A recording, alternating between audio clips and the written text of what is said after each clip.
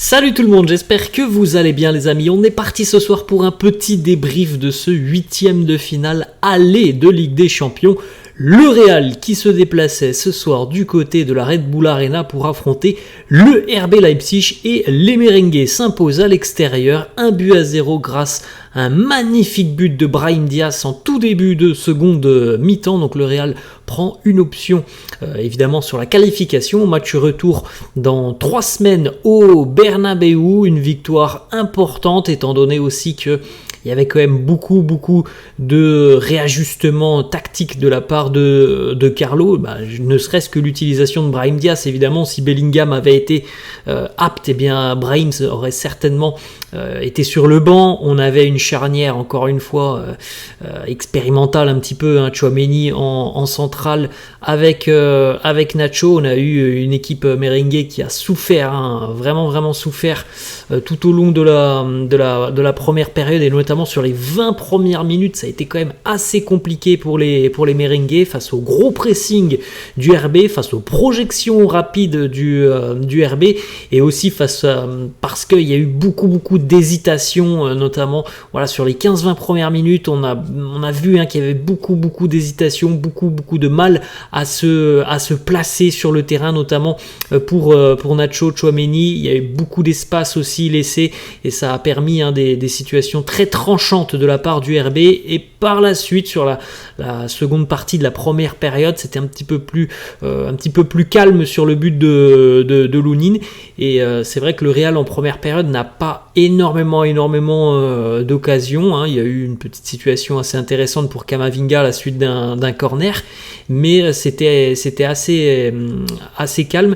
En revanche, en seconde mi-temps, même si Leipzig a eu aussi beaucoup de situations en seconde mi-temps, j'ai beaucoup plus apprécié le visage du Real en seconde mi-temps avec beaucoup plus de tranquillité, de maturité et d'expérience dans le jeu, notamment en ce qui concerne les séquences de conservation de balles, les projections aussi vers l'avant. Alors le but de Brahim Diaz, il est exceptionnel, c'est vraiment un but magnifique. Il a tout fait tout seul, il a éliminé 3-4 joueurs avec son centre de gravité assez bas pour aller loger un ballon enroulé du pied gauche exceptionnel dans le but de Gulacsi, dans le petit filet de Gulacsi. Mais il y a eu quand même des choses vraiment dans l'attitude bien supérieure en seconde mi-temps que ce que l'on a vu en première période où c'était vraiment décousu de la part du Real.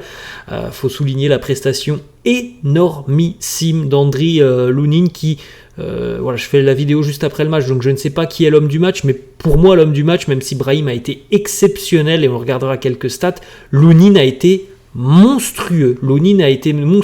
Il a été du niveau d'écœuration qu'avait été Thibaut Courtois lors de la finale de la Ligue des Champions face à Liverpool. Vous vous souvenez du match de Courtois face à Liverpool? Ce soir, Lunin a été une muraille, un mur devant les attaquants du RB avec des interventions solides, des interventions où il fait toujours le bon choix. Il n'y a pas un ballon qu'il va relâcher ou une parade qui va revenir un petit peu trop devant lui. Non, là c'était vraiment des arrêts énormes d'Andriy Lunin. Le Real s'impose donc 1-0. Regardez un petit peu la timeline de la rencontre et vous pouvez le constater, cette équipe du RB, elle a donné du fil à retordre au Real et sincèrement, le RB méritait, ça c'est l'histoire du football, mais le RB méritait évidemment de marquer. Ce soir, ils sont tombés sur un Lunin en état de grâce, ils ont eu les situations pour marquer.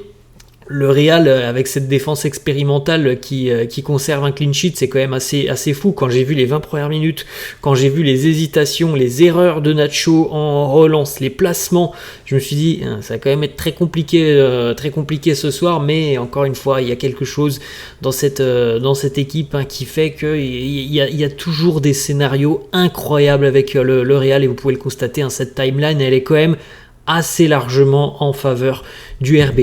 Les stats par contre, elles sont quand même globalement assez à l'équilibre, alors malgré le fait que les tirs cadrés sont très largement en faveur du RB, on est quand même sur une possession à peu près de 50-50, les expected goals quasiment la même chose alors que le RB a 9 tirs cadrés, 3 tirs cadrés côté Real, 14 tirs pour les Allemands, 15 pour les merengues, donc vous voyez les 9 tirs cadrés, donc ça veut dire que Lunin il a eu énormément de travail à faire ce soir et il l'a plutôt très bien réalisé. Je pense que c'est certainement l'un de ses matchs référence dans sa jeune carrière, parce qu'il est encore très jeune quand même, Ondrej Lunin. En tout cas, il a été énormissime, il a écœuré les attaquants du RB et notamment Benjamin Sesko qui a eu 3-4 situations très franches, quasiment des face à face qu'il a mal négocié et que aussi Lunin a plutôt bien géré. On regarde la compo d'équipe du Real et la compo de Carlo pour cette rencontre ce soir. Lunin dans les buts, Nacho, Tchouaméni en charnière, Carvajal à droite, Mendy à gauche, Kroos, Camavinga, Valverde, milieu de terrain. Et on était quand même plutôt sur un 4-3-3 ce soir, avec Brahim faux numéro 9, Vinicius et Rodrigo devant. C'était pas franchement le 4-4-2 avec Bellingham en soutien. Là, c'était plutôt un Brahim électron libre mais faux numéro 9. Et je pense que ça a posé un petit peu problème ce 4-3-3 sur la première période parce que c'était quand même beaucoup trop simple pour le RB de transpercer et d'arriver très rapidement sur des situations offensives. Il y a quand même beaucoup plus d'équilibre en seconde mi-temps. Alors certainement Carlo a trouvé un petit peu les solutions pendant la mi-temps parce qu'on a vu quand même que c'était quand même beaucoup plus organisé en seconde mi-temps. Lunin, je pense qu'on l'a résumé assez bien, le match d'Ondrej Lunin qui pour moi est l'homme de cette rencontre. 9 arrêts, 5 arrêts dans sa petite surface de réparation, une grosse occasion arrêtée. Franchement, je ne sais pas trop comment on peut prendre en compte si c'est une grosse occasion ou si c'est une occasion. En tout cas, pour moi, il y a des arrêts qui sont énormes de la part de Lunin et dès le début de rencontre. Il a eu des arrêts très importants à réaliser. Il en a eu aussi en fin de match. Donc voilà, les arrêts sont énormissimes de la part de Lunin. Les sorties aériennes aussi sur corner, sur certains centres, et il a été vraiment exceptionnel, le portier ukrainien.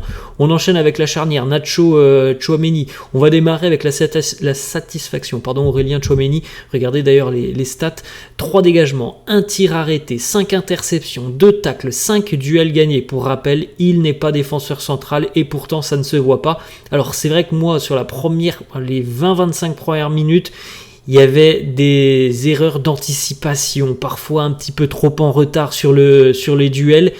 Voilà, je trouvais qu'il n'y avait aucune alchimie entre lui et Nacho, mais ça s'est quand même beaucoup mieux contrôlé sur la seconde mi-temps et les stats sont énormes pour Tchouaméni parce que le début de match, franchement, il faisait peur avec toujours un temps de retard, trop loin, pas forcément sur le joueur, lui comme Nacho, mais Tchouaméni a été pour moi le patron de cette charnière ce soir.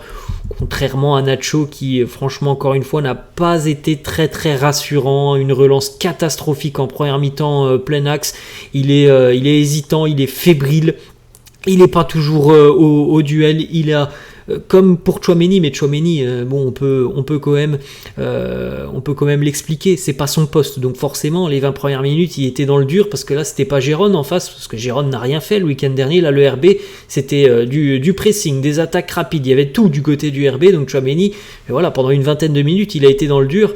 Mais Nacho, franchement, de par son expérience, il doit faire beaucoup mieux aujourd'hui. C'est bien lui qui doit épauler Tchouaméni et pas l'inverse. Et pourtant, c'est l'inverse. C'est Tchouaméni qui a pris franchement le rôle de patron avec ses anticipations très intelligentes en seconde mi-temps. C'est pour ça aussi qu'il a 5 interceptions, Tchouaméni. Ça c'est le sens du jeu d'un milieu de terrain. Mais franchement, Nacho, pas très rassurant. C'est franchement un miracle pour moi que le Real s'en sorte avec un clean sheet et une victoire ce soir, surtout quand on voit cette charnière Nacho qui depuis quelques semaines voire quelques mois maintenant est quand même en grande difficulté. Mendy et Carvajal, gros boulot encore pour Dani Carvajal. Il a été dans tous les sales coups de cette rencontre, dans tous les duels, notamment avec le jeune Xavi Simons. Il a fini par prendre son carton jaune, il a provoqué un carton jaune aussi pour Mohamed Simakan. Il est impliqué sur le but de Brahim Diaz. Il fait pas grand chose, il lui donne le ballon et puis après Brahim il va dire ça comme ça, mais il se démerde tout seul et il va chercher son but tout seul, mais comme d'habitude une grosse activité de Dani Carvajal. Ferland Mendy aussi a été assez intéressant. Le seul reproche que j'ai moi, c'est qu'en première période j'ai trouvé que du côté gauche, du côté gauche j'ai trouvé que ça passait mais comme dans du beurre, mais c'est parce que je pense sincèrement que c'était dû à l'organisation, sinon le match sur le plan personnel et individuel de Ferland Mendy, il est bon, il a vraiment une activité très très importante. Il a gagné beaucoup de duels, donc c'est un super match quand même pour Ferland Mendy. Camavinga aussi a excellé dans ses relances, notamment en première période sous la pression des Allemands, dans ses relances, dans ses duels. Il en a gagné aussi beaucoup de duels, Eduardo. Il a fait un très très bon match. On enchaîne avec Kroos et Valverde. Kroos a mis un peu de temps peut-être pour rentrer dans sa rencontre, comme d'ailleurs un petit peu tous les merengues, mais par la suite la régulation et sa maîtrise technique au milieu de terrain ont fait beaucoup de bien, notamment aussi sur la seconde mi-temps pour des projections très rapides. Il a été très intéressant. Fede Valverde, dans son style caractéristique de charognard, on va dire ça comme ça, de besogneux, encore un gros boulot réalisé par Fede. Il a été aussi l'acteur d'une très très grosse situation en seconde mi-temps, une récupération de balle qui a été plutôt bien amené côté merengue. Voilà, une grosse activité comme à son habitude, et ça fait hyper plaisir. Brahim Diaz, on va regarder les statistiques, parce que si Lunin n'est pas l'homme du match, c'est Brahim Diaz, évidemment, puisqu'il a marqué. Regardez d'ailleurs la petite image arrêtée du but de Brahim Diaz. Vous voyez l'enroulé pied gauche, et juste avant ça, il avait quand même fait l'amour tout simplement à 3 joueurs du RB. Des crochets avec son centre de gravité hyper bas. C'est fulgurance quand il prend le ballon, on ne sait pas trop dans quel sens il va partir, et ça va hyper vite. Il a réalisé une rencontre exceptionnelle. Alors déjà en première période, malgré le fait qu'il y a pas grand chose à se mettre sous la dent côté Real, il est quasiment présent sur toutes les petites situations chaudes, les petites déviations pour Vinicius. Il a beaucoup bougé, il a une grosse mobilité, et puis sur la seconde mi-temps, voilà, il a été exceptionnel. Régale Brahim Diaz, des petits ponts, des crochets, tout ce que tu veux, des déviations intelligentes, du jeu pour ses coéquipiers. Exceptionnel. 10 duels gagnés par Brahim Diaz, 7 dribbles, 4 occasions créées, 1 but. Malheureusement, le point noir, le bémol, c'est qu'il est sorti sur blessure. Là, quand je fais la vidéo, je ne sais pas ce qu'il en est pour Brahim Diaz, mais voilà, visiblement un problème au niveau du mollet. On en saura certainement un petit peu plus demain, mais en tout cas, il a fait un match énormissime. On termine avec les deux attaquants. Rodrigo beaucoup trop discret. Il a raté une grosse situation en seconde mi-temps sur un service de Vinicius, beaucoup trop discret. Pas vraiment dans le rythme de cette rencontre, Rodrigo. Vinicius, lui, était plus dans le rythme. Alors oui, il y a eu du déchet, parce que aussi il était souvent attendu, pris à 2, à 3. Il a tapé le poteau en seconde mi-temps, Vinicius, mais quand même beaucoup plus en vue que Rodrigo, qui a eu vraiment du mal à se mettre en évidence tout au long de cette rencontre. Voilà les amis, la fin de cette vidéo. J'espère que ça vous a plu. N'hésitez pas comme d'hab à lâcher un petit pouce bleu. N'hésitez pas non plus à vous abonner à la chaîne. Je vous laisse et je vous dis à la prochaine. Ciao.